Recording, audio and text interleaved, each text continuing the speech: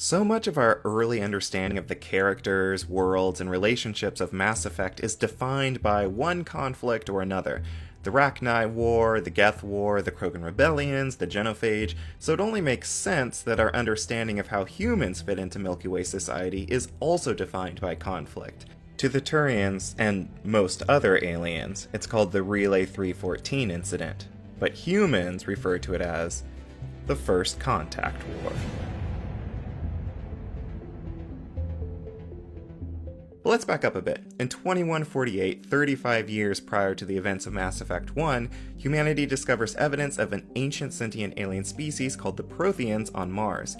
If you want a bit more context on who and what the Protheans were, you can watch our previous Mass Effect lore video. Anyway, this discovery accelerates humanity's technological advancements when it comes to space travel. The ruins also mention an interstellar highway composed of technology called mass relays, which allows near instantaneous interstellar travel.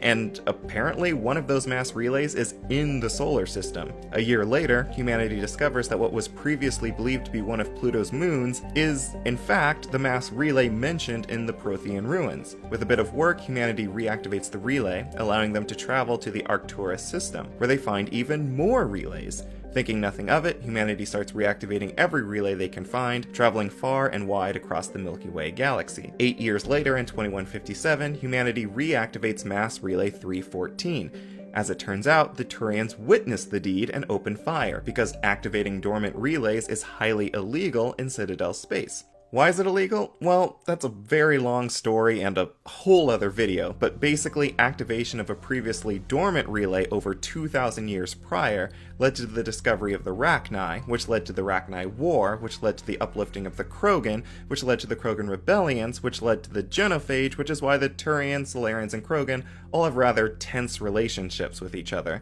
There's so much more to those stories, but that's the basic gist of why the Citadel outlawed reactivation of dormant relays.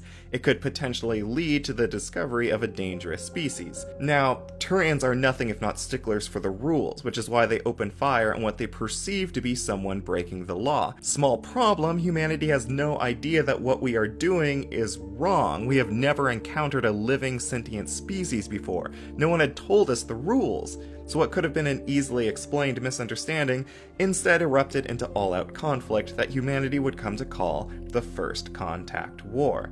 Humanity's response to being attacked is to get recon on the threat, and humans being humans, we don't just send scouting probes into Turian space to spy on our enemy, we send in scouting probes armed with nuclear fusion warheads, you know, just in case a probe is discovered and needs to be destroyed to avoid the Turians learning more about us. Thankfully, no probes are discovered. Unfortunately, those warheads are still floating around in Turian space by the time of the events of Mass Effect 1, a dirty little secret that humanity hopes the rest of the galaxy never discovers. Though humanity claims a few victories in the war, the Turians take the advantage early on, pushing humanity back to Shan-Shi, the human colony established just outside Mass Relay 314. The Turians then simply set siege to the colony, bombarding it with orbital strikes. Though the leader of the colony's garrison, General Williams, puts up a strong effort, he ultimately surrenders, making him the first human leader to ever surrender to an alien threat. Williams would be demoted and face prejudice from military command for the rest of his very short career as a result, and the stigma against him would pass on to his son, who also enlisted. Williams' granddaughter, Ashley Williams, would inherit this family curse next, breeding her blunt, "it's me against everyone else" attitude and initial discomfort at working closely with aliens like Tali, Liara, Garrus, and Rex. It's not racism, not really. Members of their species will always be more important to them than humans are. But enough of that. Believing they have won, the Turians relax, only to be surprised by the appearance of humanity's second fleet. At this point, the Citadel Council notices that a fairly major conflict is brewing under their noses and chooses to step in, negotiating peace talks between humans and Turians and ending the 3-month war. Humanity finally learns that the Milky Way is inhabited by many different species, most of whom coexist peacefully under the leadership of the Citadel Council. After seeing that humanity has a knack for waging war, the Council views humans as a much-needed asset and ally, and invites them into the galaxy-wide alliance. Humanity accepts. It isn't a smooth transition though. After hearing about how humanity's first contact with an alien race went down, most species begin to view all humans as bullies prone to violence. This perception is not helped by humanity's aggressive push to have footholds across the galaxy and a dominant voice in the Citadel. Humans face extreme prejudice from other species for years, especially from Turians like Saren, who had lost loved ones to the war. Pro-human groups began popping up in response. Most notable is Terra Firma, a human political party which opposed humanity's integration into Milky Way society, and Cerberus, a human paramilitary group that works to improve humanity's standing in the face of alien prejudice. To ease the tension, the Council orders the Turians to pay reparations to humanity. Eventually, the two species become trade partners, further improving relations between them.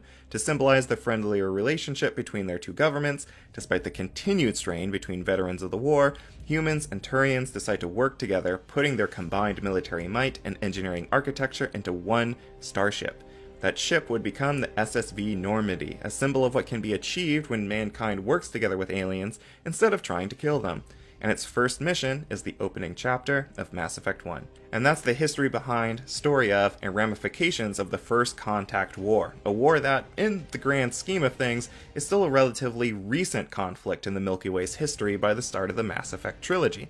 Hopefully you're now a little bit more prepared to jump into Mass Effect Legendary Edition, knowing why some humans on the SSV Normandy aren't immediately comfortable serving alongside aliens, despite what the ship represents. But speaking of First Contact, which Mass Effect alien species left the biggest first impression on you? Like, you saw them for the first time and just immediately wanted to know everything about them.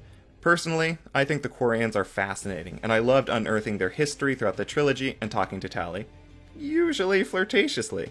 Leave your answers in the comments below, and subscribe to the channel for more Mass Effect lore videos like this one.